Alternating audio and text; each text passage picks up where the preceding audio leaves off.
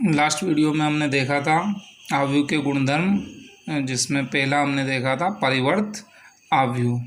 ठीक है ना, परिवर्त अवयव देखा था। ए उसको किससे प्रतिनिधित्व कर रहे थे, ट्रांसपोज से या ए डैश से। ठीक है, क्या करना था हमें, पंक्तियों को स्तंभ में, स्तंभों को पंक्तियों में। किस प्रकार, जैसे ए हमारे पास 1 2 3 4 इस तरह से है, तो जो ए ट्रांसपोज है वो किस तरह से हो रहा था हमारा 1 2। इस पंक्ति को मैंने क्या बना दिया, स्तंभ। 3 4, ये 3 4 इस तरह से है, दूसरी पंक्ति है, मैं दूसरा स्तंभ में लिख दूंगा इसको 3 4। ठीक है भाई, तो ये क्या हो गया हमारा ए ट्रांसपोज। अब दूसरा महत्वपूर्ण गुणधर्म हम देखते हैं, सममित और विषम सममित अवयव। यहाँ से प्रश्न निश्चित रूप से आता है, थोड़ा इसे ध्यान से देखेंगे। सममित अवयव, तो सबसे पहले ये देखेंगे सममित अवयव होता क्या है हमारा। ठीक है, सममित इसके नाम से ही वैसे स्पष्ट है, सममित जिसमें सम्मिति हो। सम्मिति का मतलब क्या होता है, सम्मिति का मतलब होता है समानता। किस तरह से समानता भाई देखते हैं। जैसे मान लो इसमें क्या होगा, अगर इसकी परिभाषा पे जाएं सबसे पहले, तो क्या होगा, अगर कोई अवयव ऐसा है, अगर कोई अवयव ऐसा है कि जिसका परिवर्त अवयव भी वो स्वयं वही अवयव हो, यानी अगर हम ट्रांसपोज करें तो कोई परिवर्तन नहीं होना। देखो यहाँ तो हो रहा है 1 2 3 4, ये 1 2 3 4 इस तरह से आ गया, लेकिन अगर हम उसका परिवर्त अवयव देखते हैं तो अगर हमें वही प्राप्त हो रहा है, क्या कहेंगे उसे, सममित अवयव। ठीक है, और दूसरा अगर हम अवयव की दृष्टि से अगर इसकी परिभाषा करें तो कैसे होगा कि जो अवयव हमारा ए आई जे पोजिशन पर है वही क्या होना चाहिए, हमारा ए जे आई पोजिशन पे है, जे आई स्थिति पर होना। जो ए आई जे स्थिति पर है वही ए जे आई, यानी कि जो ए 1 2 पर जो है पहली पंक्ति दूसरे स्तंभ में जो अवयव है वही ए 2 1 पर होना चाहिए, यानी कि दूसरी पंक्ति पहला स्तंभ। ठीक है, दोनों तरह से देख सकते हैं।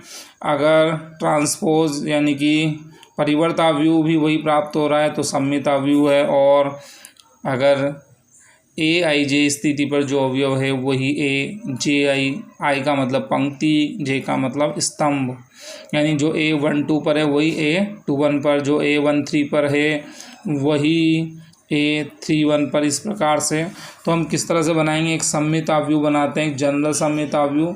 देखिए मुख्य विकर्ण में तो ए बी सी इस तरह से कुछ भी अपन ने लिख दिया, ठीक है, लेकिन यहाँ जैसे मान लो मैंने डी लिखा, तो ये कौन सी स्थिति है, पहली पंक्ति दूसरा स्तंभ, यानी कि ए 1 2, तो ए 2 1 क्या होगा 2, यानी दूसरी पंक्ति 1, यानी कि पहला स्तंभ। ठीक है, तो जो अगर यहाँ डी है तो यहाँ भी क्या होना चाहिए, डी। ठीक है, ये ई कौन सी स्थिति है, देखिए पहली पंक्ति और तीसरा स्तंभ, तो तीसरी पंक्ति, ये तीसरी पंक्ति और पहला स्तंभ, यहाँ भी क्या होना चाहिए, ई होना चाहिए। ठीक है, और अगर ये एफ है तो निश्चित रूप से यहाँ भी क्या होना चाहिए, एफ होना चाहिए।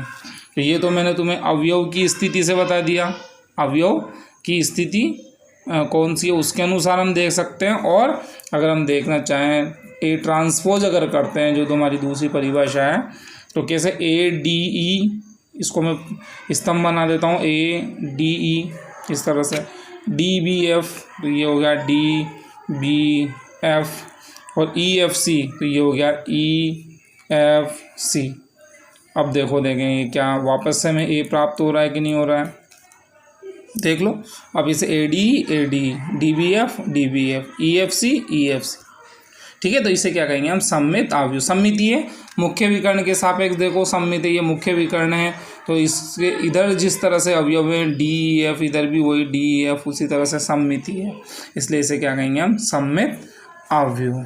ठीक है, अब दूसरी बात, विषम सममित अवयव, इसे समझेंगे हम विषम सममित अवयव। तो विषम सममित अवयव में जो अगर हम परिभाषा देखना चाहें तो क्या परिभाषा होगी इसकी, हमारी विषम सममित अवयव की, कि